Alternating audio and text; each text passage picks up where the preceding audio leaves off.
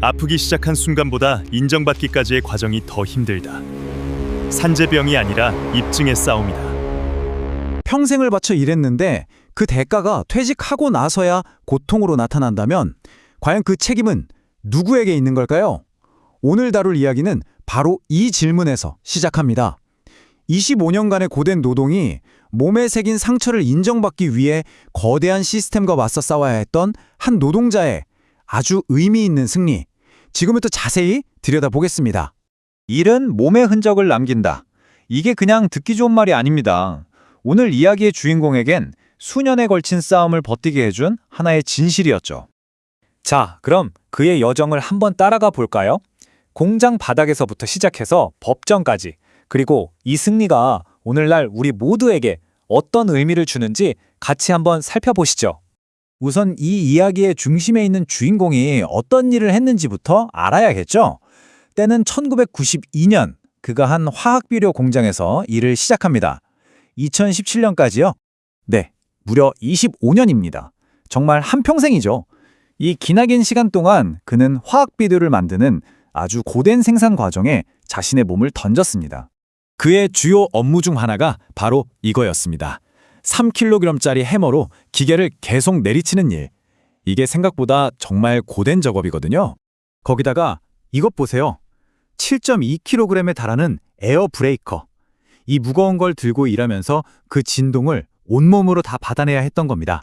그러니까 2분의 1이 단순히 한 가지 힘든 일을 반복한 게 아니었어요.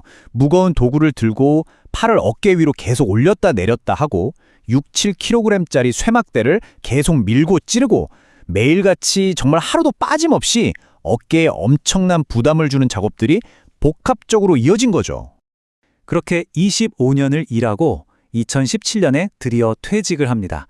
그런데 바로 그때부터였어요. 수십 년간 몸에 쌓여온 그 부담이 아주 고통스러운 방식으로 터져나오기 시작한 겁니다. 퇴직한 지 딱 한 달 만에 어깨에 통증이 오기 시작했고요. 병원을 다니다가 결국 7개월 만에 MRI를 찍었는데 여기서 아주 심각한 결과가 나옵니다. 진단명도 참 복잡하죠. 회전근개 파열, 충돌 증후군. 쉽게 말해서 양쪽 어깨가 다 망가진 겁니다. 수년간의 노동이 남긴 상처가 몸 곳곳에 그대로 남아 있었던 거죠. 당연히 그는 자신의 부상이 일 때문에 생긴 거라고 믿었습니다. 그래서 산업재해보상을 신청했죠. 하지만 돌아온 건 거절이라는 차가운 벽이었습니다. 이게 근로복지공단의 공식적인 답변이었어요. 업무와의 상당 인과관계가 부족하다. 그러니까 25년 동안 일한 것과 당신의 어깨 부상은 별로 관련이 없어 보인다는 겁니다. 여기서부터 이제 본격적인 싸움이 시작됩니다. 공단이 내세운 이유는 크게 세 가지였어요. 첫째, 퇴직하고 7개월이나 지나서 진단받았으니 너무 오래됐다. 둘째, 당신이 한 일이 그 정도로 어깨를 망가뜨릴 만큼 힘든 일은 아니다.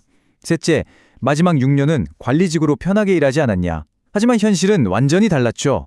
고통은 퇴직 한 달 만에 시작됐고 수십 년간 중노동을 했으며 관리직이 되어서도 현장 일을 계속했습니다.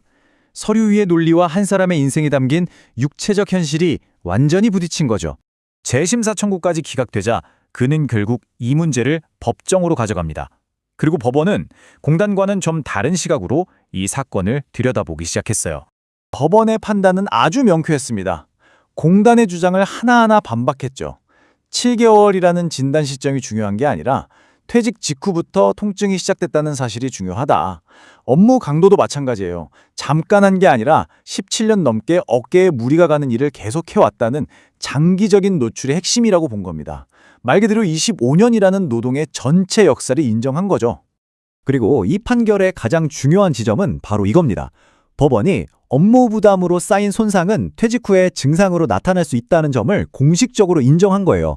그러니까 우리 몸은 그동안의 노동을 전부 기억하고 있다는 것, 그리고 그 영향은 퇴직했다고 해서 바로 사라지는 게 아니라는 사실을 법이 확인해 준 셈입니다. 자, 이 승리는 단순히 한 사람의 승리로 끝나지 않습니다. 지금도 비슷한 싸움을 하고 있을 수많은 노동자들에게 아주 중요한 교훈을 남겼거든요. 그렇다면 만약 비슷한 상황에 처한다면 우리는 뭘 준비해야 할까요? 이 사건이 우리에게 주는 핵심적인 교훈은 바로 이 세 가지입니다. 첫째, 내가 어떤 일을 했는지 아주 구체적이고 상세하게 기록하고 증명해야 합니다. 사용했던 도구 무게, 어떤 자세로 일했는지까지요. 둘째, 몸에 이상이 생겼을 때부터의 의료 기록을 꾸준히 남겨야 합니다.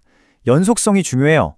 마지막으로 혼자 싸우지 말고 동료의 진술이나 현장 사진, 영상 같은 객관적인 증거를 최대한 모으는 겁니다. 이 세 가지만 잘 갖춰져도 단순한 주장이 아니라 누구도 반박하기 힘든 사실이 되는 거죠. 결국 이 사건은 우리 사회에 이런 질문을 던집니다.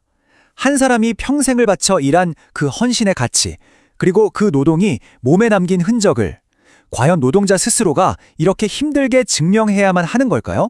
생각해 볼 문제입니다.